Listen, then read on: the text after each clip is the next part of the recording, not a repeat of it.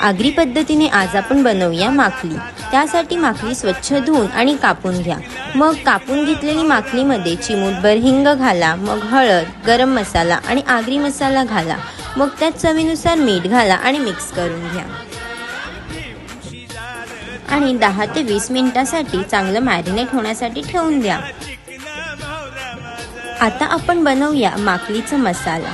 त्यासाठी एका कढईमध्ये एक छोटी वाटी तेल घाला, मग त्यात ठेचलेले लसूण, कढीपत्ता, मिरची घाला आणि मिक्स करा। मग त्यात अर्धा कापलेला टोमॅटो आणि थोडी कोथिंबीर घाला आणि मिक्स करून घ्या। मग त्यात हळद, गरम मसाला, आगरी मसाला आणि चवीनुसार मीठ घाला आणि मिक्स करून घ्या।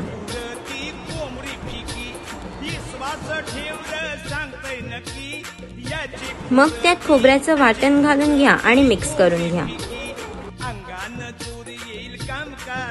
आता त्यात आपली मॅरिनेट केलेली माखली घाला आणि मिक्स करा।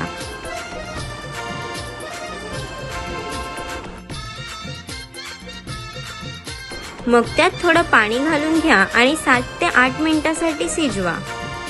माखलीमध्ये जास्ती पाणी नका घालू, कारण माखली आपोआप पाणी सोडते। थोडी माखली शिजत आली की त्यात मस्त कोकम घालून घ्या आणि मिक्स करा आणि परत 7 ते 8 मिनिटांसाठी शिजवून घ्या। आपली माखली रेडी झाली आहे। आवडली असेल तर नक्की लाईक, शेअर आणि सबस्क्राईब करायला विसरू नका।